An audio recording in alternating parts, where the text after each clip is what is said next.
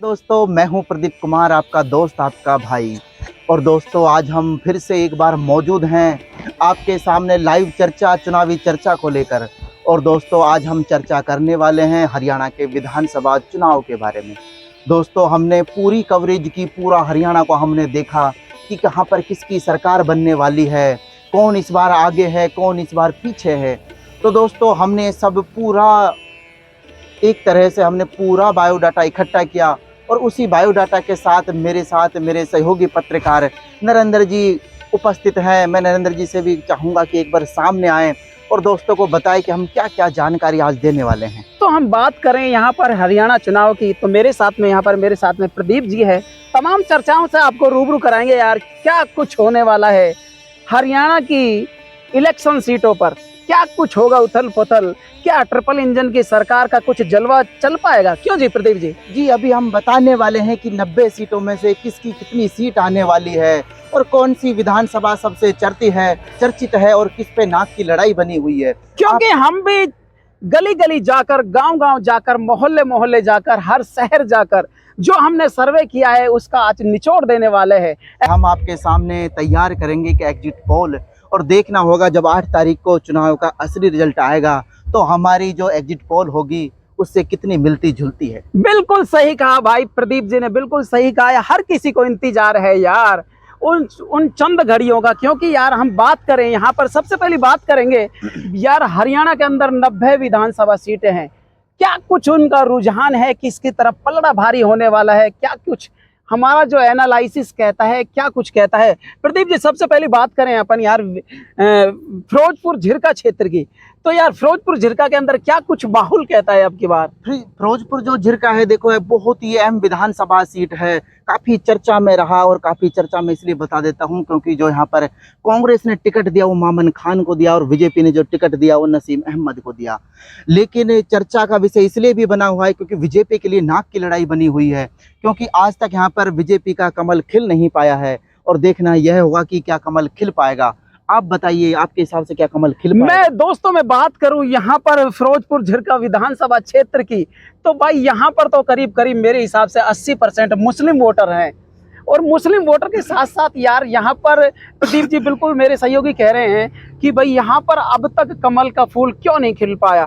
लेकिन हम वर्तमान की स्थिति देखें तो भाई यहाँ पर कांग्रेस से इंजीनियर मामन खान है, और भाई इधर की तरफ हम देखें बीजेपी से, तो भाई बीजेपी से भी नसीम अहमद जी है।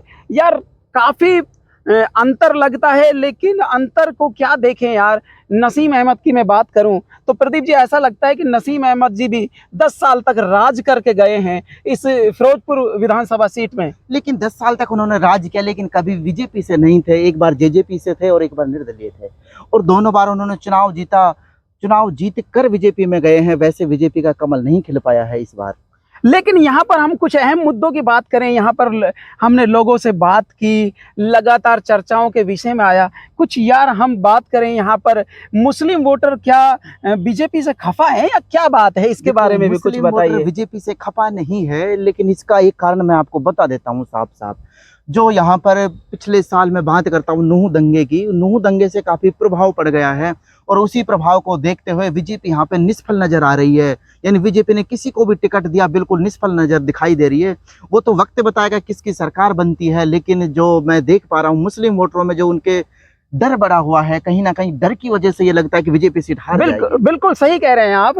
नूह दंगे को लेकर भी काफी इनमें असमंजस की स्थिति बनी हुई है। लेकिन प्रदीप जी, हम बात करें यहाँ पर जेजेपी की बात करें या फिर अन्य दलों की हम बात करें, तो क्या कुछ स्थिति बनी हुई है यार? देखो, जो मैं जेजेपी की तो नहीं करता, जेजेपी की बात बाद में करूंगा, लेकिन एक और बहुमूल्य पार्टी यहाँ पर, बेशकीमती पार्टी, इनेलो और मायावती जी की पार्टी बसपा का यहाँ पे गठबंधन हो गया है। और मैं आपको बता दूं, अभी सुर्खियों में आया कि 2 से 3 दिन पहले जो हबीबनगर जी है उन्होंने एक सभा की, और उस सभा में बताया जाता है फिरोजपुर जो शहर है उसने पूरे ने समर्थन दिया। और समर्थन की बात बाद में देखी जाएगी, लेकिन उनके यदि देखें तो उनके साथ कुछ लोग हैं और वो वोट में बदल पाते हैं नहीं बदल पाते हैं, इस पर बीजेपी बहुत ज्यादा निर्भर करेगी। बीजेपी भी निर्भर करेगी, लेकिन हबीब हवन नगर की मैं बात करूं तो हबीब हवन नगर भी कुछ ऐसा लगता है यार, कुछ नया चेहरा हो इन फिरोजपुर वासियों के लिए। नया चेहरा तो है देखो, लेकिन फिर भी एक मैं यदि फिरोजपुर की बात कर लेता हूं तो उनके मन में कुछ जचा हुआ है। मैंने काफी उनसे बात भी की, उनका मुद्दा कम है।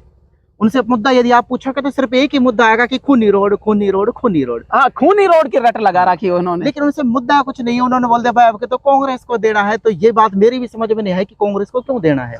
ये तो यही लोग कमेंट करके बता सकते हैं कि उनके लिए ऐसा अच्छा काम किया, कांग्रेस ने कौन से अच्छे काम किए, बीजेपी ने कौन से बुरे काम किए, और हबीबनगर जी ने ऐसा क्या कर दिया कि बिना नेतागिरी ही उनके दुश्मन बने लेकिन हुए। यहाँ पर हम कांग्रेस की बात करें इस विधानसभा क्षेत्र में, तो अभी अपन थोड़ी देर पहले चर्चा कर रहे थे कि भाई नूह दंगे को लेकर भी कुछ जी। असमंजस की स्थिति बनी हुई है। लेकिन मेरे सहयोगी प्रदीप जी, मैं एक चीज और जानना चाहेंगे, क्या कुछ नूह दंगे से मामन खान जी को प्रॉफिट होगा वोटों में? भाई मुझे देखो पर्सनली ये लगता है कि प्रॉफिट हो सकता है, क्योंकि मुस्लिम वोटर ज़्यादा है। मुस्लिम वोटर ज़्यादा होने की वजह से और मुस्लिमों में डर है, वो बीजेपी के नाम से ही डरते हैं। तो हो सकता है उनके पास कोई और ऑप्शन है नहीं मामन खान के अलावा, कांग्रेस के अलावा। उनके पास यदि कोई ऐसा ऑप्शन होता है कि जो हमारी सीट बचा सकता है, यदि हबीबनगर भी ऐसा होता कि 100% सीट बचा सकते हैं ये, तो मैं यकीन से कह सकता हूँ कि हबीबनगर चुनाव में जीत जाए। बिल्कुल सही कहा आपने भाई। यहाँ पर हम गांव गांव जाके यहाँ पर चुनावी सर्वे कर रहे थे, तो उस समय भी ये काफ़ी बातें आई जो आपने वीडियो के माध्यम से देखा भी होगा। लेकिन हम यहाँ पर आज फिरोजपुर विधानसभा क्षेत्र की बात करें तो भाई यहाँ पर करीब करीब मुस्लिम वोटरों को तो हर समय यानी कि हर चुनाव में दबदबा बना रहा है। लेकिन अब की बार कितना कुछ मामन खान जी को प्रॉफिट होने वाला है, या फिर हम बात करें नसीम अहमद जी को कितना कुछ प्रॉफिट होने वाला है। प्रदीप जी, क्या कुछ आपको ऐसा लगता है कि नसीम खान जी पहले नंबर पर आ जाएंगे, दूसरे नंबर पर मामन खान जी आ जाएंगे? चुनाव है, पर्दे के पीछे की लड़ाई होती है, इसमें कुछ कहा नहीं जा सकता खुलकर। मान चलो आज मैं बोल दूं कि नसीम जी 1 नंबर पे आ जाएंगे, मामन खान जी 1 नंबर पे आ जाएंगे, तो चुनाव होता है। लेकिन लोगों का चेहरा जो चहेता चेहरा बनता जा रहा है, वो किसका बनता जा रहा है? भाई चहेता चेहरे की यदि मैं बात करूं, देखो तो इसमें ना 2 भागों में यदि मैं बांट दूं तो 60-40 का अपन कह सकते हैं। 60-40 का कह सकते हैं। 60-40 में ऐसे कह सकते हैं कि मामन खान 60 में है फिलहाल, एक दिन पहले आज। और यदि 40 में बात करूं, 40 में दोनों है, एक नसीम अहमद जी हैं और एक इनेलो पार्टी के हबीबनगर जी है। हबीबनगर जी भी दावा कर रहे हैं भाई कि इसका मतलब तो प्रदीप जी ये हो गया कि भाई त्रिकोणीय समीकरण बन जाता है। देखो त्रिकोणीय बैठता है। मैंने फिर बताया कि वोटर का कोई मन नहीं होता, क्योंकि कुछ वोटर क्या है, माहौल देखकर वोट देते हैं। माहौल देख बाहर खड़े हो जाएंगे वोटर के और फिर देखेंगे किसका माहौल है, पूछेंगे तने किसको दिया, मैंने किसको दिया। और किसी ने यदि नसीम को वोट दे दिया, मान के चलो ऐसा होता है कि वहां पे नसीम के प्रशंसक ज्यादा है, तो आप यकीन करना कि उस गांव के पूरे वोट नसीम को चले जाएंगे। नसीम को चले जाएंगे। लेकिन दोस्तों, जो भी ये वीडियो देख रहे हैं ना, सभी से मेरा निवेदन है कि भाई कमेंट करके बताइए कि इस फिरोजपुर विधानसभा झिरका फिरोजपुर के अंदर क्या कुछ समीकरण कहता है, आपका एनालिसिस क्या कहता है, क्या कहेंगे आप? देखो मेरा एनालिसिस यदि मैं बात करता हूं तो लगभग मैंने 1 महीना फिरोजपुर में बिताया है, और 1 महीने का निचोड़ तो यही कहता है कि टक्कर तो बराबर की है। लेकिन मैं फिर बता रहा हूं कि भीड़ किसके साथ है, किसके साथ लोग कम है, लेकिन उस भीड़ को वोट में बदलना बहुत जरूरी है।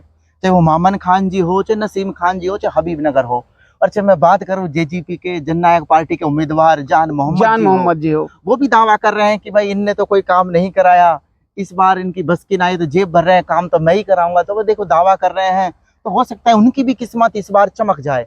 लेकिन ये तो टाइम ही बताएगा, जब 8 तारीख को रिजल्ट आ रहा होगा, 12 बजे के बाद चुनाव का लगभग रिजल्ट खुल जाएगा, उस समय देखा जाएगा कि किसकी किस्मत चमकती है। तो दोस्तों कमेंट करके बताइए कि आप फिरोजपुर झिरका के अंदर क्या कुछ होने वाला है। अगली सीट की मैं बात करूं तो यार यहाँ पर सोना विधानसभा बन चुकी है। सोना विधानसभा की प्रदीप जी हम बात करें तो सोना विधानसभा में भी काफी उम्मीदवार खड़े हुए हैं। हम बात करें जेजेपी की, हम बात करें कांग्रेस की, बात करें यहाँ पर इनेलो पार्टी की, तो यार काफी दबदबा रहा है। वहां पर क्या स्थिति चली हुई है? देखो स्थिति मैं बता देता हूँ, स्थिति है क्या वहाँ। सबसे पहले मैं बीजेपी, मेरे को ऐसा लग रहा है साफ साफ स्थिति लगती है वहां तो। हाँ, स्थिति साफ साफ इसलिए लगती है क्योंकि जो हर बार कांग्रेस के साथ होता था, इस बार वो बीजेपी के साथ हुआ है। यानी जो राजस्थान के चुनाव में हुआ, वो हरियाणा के चुनाव में उल्टा हो रहा है बीजेपी के साथ। क्यों? क्योंकि जो संजय सिंह थे पहले चुनाव लड़ रहे थे सोना से, विधायक थे बीजेपी के, उनका इस बार ट्रांसफर किया गया, उनको नूह में भेज दिया गया, और उनकी जगह एक दूसरे प्रत्याशी विधायक साहब तेजपाल तंवर जी को लाया गया। पूर्व विधायक साहब तेजपाल तंवर जी को लाया गया। लेकिन तेजपाल जो तंवर जी है ना, जो बागी प्रत्याशी थे जो टिकट मांग रहे थे, उनको अभी तक रोक नहीं पाए। चाहे मैं कल्याण सिंह की बात करूं, चाहे सुभाष बंसल की बात करूं, चाहे मैं किसी की, चाहे जावेद की बात करूं, जावेद भी टिकट मांग रहे थे, ये नहीं पता वो बीजेपी से मांगा कांग्रेस से, लेकिन वो भी निर्दलीय चुनाव में उतर गए हैं। निर्दलीय चुनाव में उतर गए हैं। लेकिन हम यहाँ पर बात करें सोहना विधानसभा क्षेत्र की, हम बात कर रहे हैं, तो यहाँ पर यार सोहना में ऐसा भी कुछ लगता है कि भाई पटेलों का भी दबदबा है, यहाँ पर हम देखें मुस्लिम वोटरों का भी काफी दबदबा है यार। मैं बता देता हूँ आपको, इसमें क्या है, जो सोहना विधानसभा है इसमें 35 से 40 हजार जो वोट है वो गुजर के हैं, गुजरों के, एमबीसी के हैं जी। लेकिन मैं बात करता हूँ वहाँ पे, यदि बहुसंख्यक वोट की मैं बात करूँ तो मुस्लिमों का एक तरफा दबदबा वहाँ पे रहा है।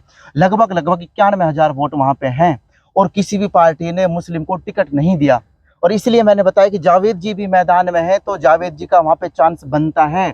उनकी घर घर की लड़ाई में जावेद जी यहाँ पर पार ले जा सकते हैं अपनी गाड़ी यानी कि को। निर्दलीय है जावेद जी, और जावेद जी पार ले जा सकते हैं। जी बिल्कुल। और क्या कहता है वहाँ का सोहना विधानसभा का समीकरण, ये भी यदि बता मैं बात दीजिए। करता हूँ सोहना सभा का जो समीकरण है ना, रोहितास खटाना जी वहां से लड़ रहे हैं चुनाव, लेकिन मैंने आपको फिर भी बताया, जो कांग्रेस का वोट बैंक है ना, एक मूल वोट बैंक हम माने तो मुस्लिमों को कहीं ना कहीं माना जाता है। तो क्या अब सोहना विधानसभा में मोदी का जलवा चलेगा या नहीं चलेगा? देखो, जलवा तो टाइम आने पर ही पता लगेगा। अभी तो एक दिन की रात बाकी है, जिसे हम कत्ल की रात कहते हैं।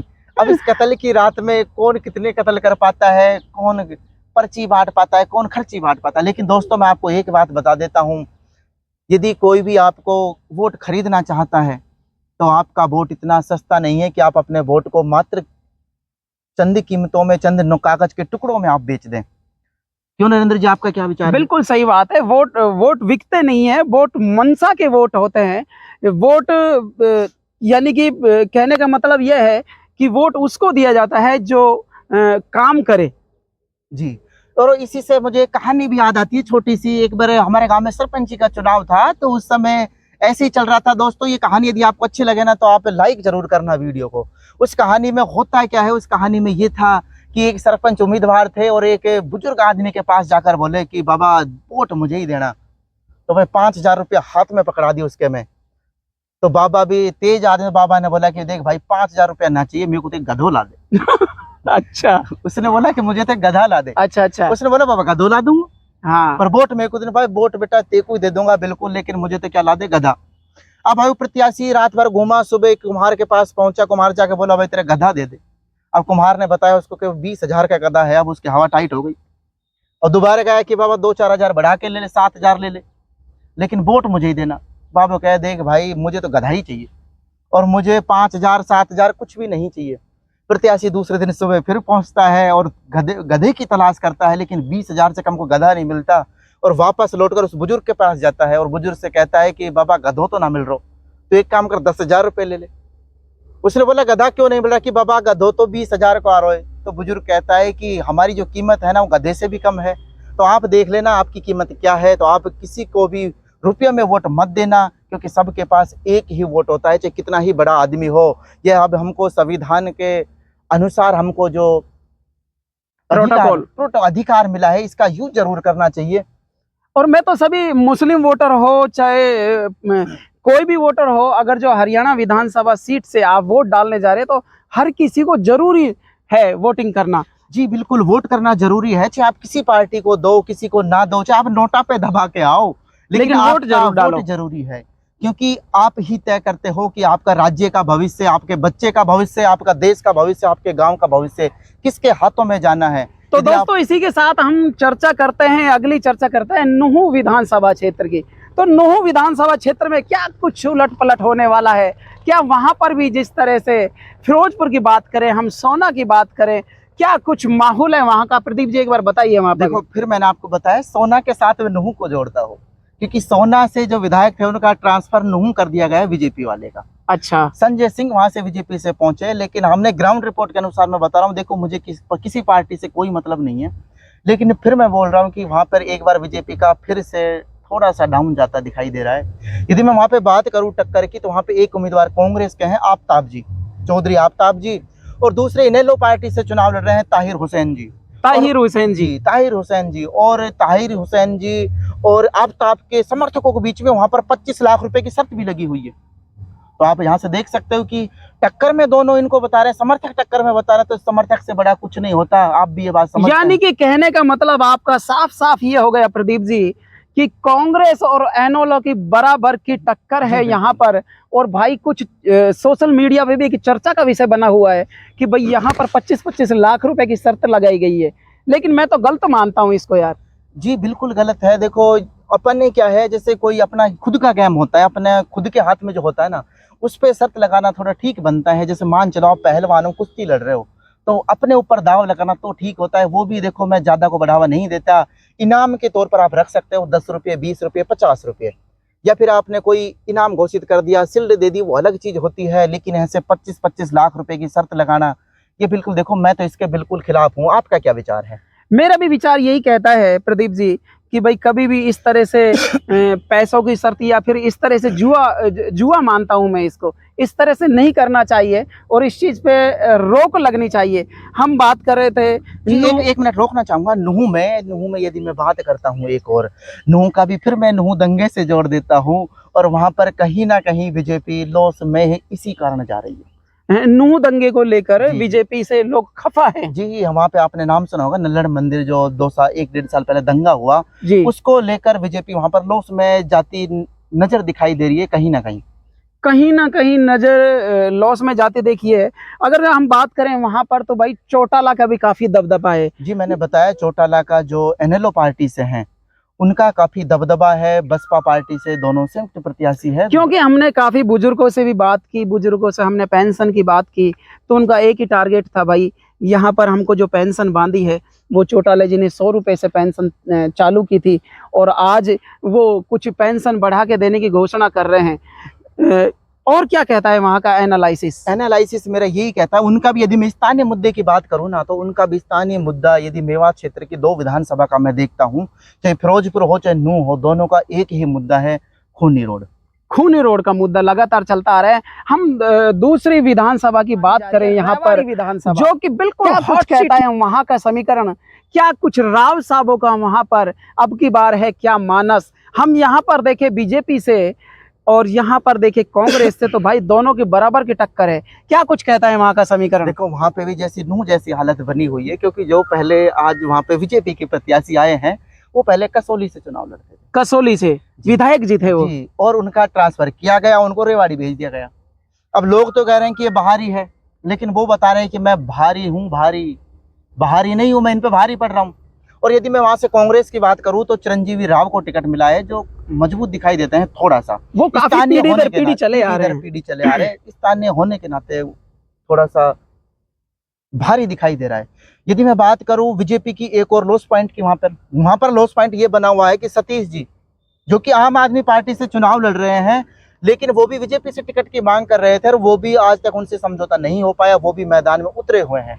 और इस वजह से कहीं ना कहीं मुझे ऐसा लगता है कि यहाँ पे बीजेपी लॉस में जा रही है। यहाँ पर बीजेपी लॉस में जा रही है, लेकिन चिरंजीवी राव, लेकिन यहाँ पे देखो कांटे की टक्कर जरूर है। लेकिन चिरंजीवी राव का यहाँ पर क्या वास्तव में ही दबदबा बन पाएगा?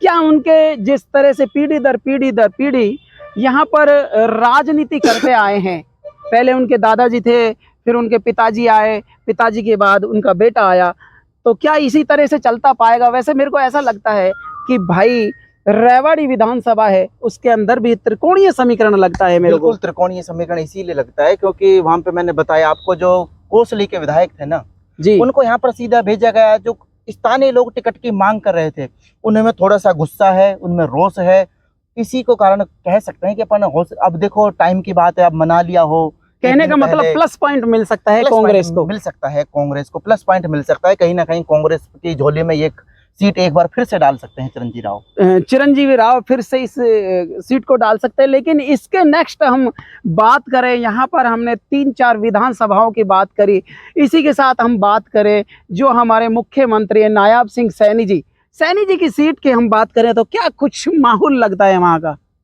एक सेकंड रोक, क्योंकि वो लोडाना की है, वो लाडवा वर्तमान में मुख्यमंत्री हैं, वो यदि किस सीट से लड़ रहे हैं तो उसका नाम है लाडवा सीट से जो लड़ रहे हैं मुख्यमंत्री जी चुनाव लड़ रहे हैं। बिल्कुल प्रदीप जी, आपने बिल्कुल सही कहा। यहाँ पर हम लाडवा सीट की बात करें तो यार एक मुख्यमंत्री होने के नाते यार कुछ अहम यहाँ पर भी हॉट सीट बनी हुई है यार।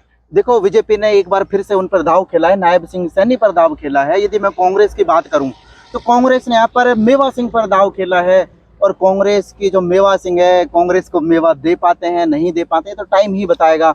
लेकिन यहाँ पर बिल्कुल बराबरी की टक्कर बनी हुई है कहीं ना कहीं। लेकिन हम यहाँ पर इनेलो की बात करें तो इनेलो से भी सपना है, क्या वो सपना दिखा पाएगी लोगों को? क्या कुछ कहता है यहाँ का समीकरण? देखो यहाँ पे त्रिकोणीय समीकरण बैठाना तो गलत बात होगी, क्योंकि आप भी समझते हैं, मैं भी जानता हूँ, और लोग जो देखने वाले वो भी समझते हैं कि जो एक प्रत्याशी होता है, नामी प्रत्याशी और जो मुख्यमंत्री रह चुके मुख्यमंत्री, तो वहां पर देखो दो पार्टी ही जो मेन पार्टी तो वो ही टक्कर में होती है। वहां पे त्रिकोणीय समीकरण बैठने का कोई चांस नहीं बनता है। तो मेरे को भी यहाँ से ऐसा लगता है कि भाई नायाब सिंह सैनी जी का पलड़ा भारी लगता है यहाँ पर। कुछ बीजेपी का जलवा, कुछ यानी कि कहने का मतलब पलड़ा भारी होने वाला है। इसी के साथ हम बात करें गोहाना विधानसभा सीट की मैं बात करूं तो भाई यहाँ तो है ना एकदम खिच्चम खच्चा है भाई, यहाँ तो बिल्कुल हॉट सीट बनी हुई है। इस क्षेत्र की मैं बात करूं गोहाना क्षेत्र की तो भाई यहाँ पे है ना, यहाँ पे लोगों की मनसा अब की बार क्या कहती है यार, ये हॉट सीट तो बनी हुई है।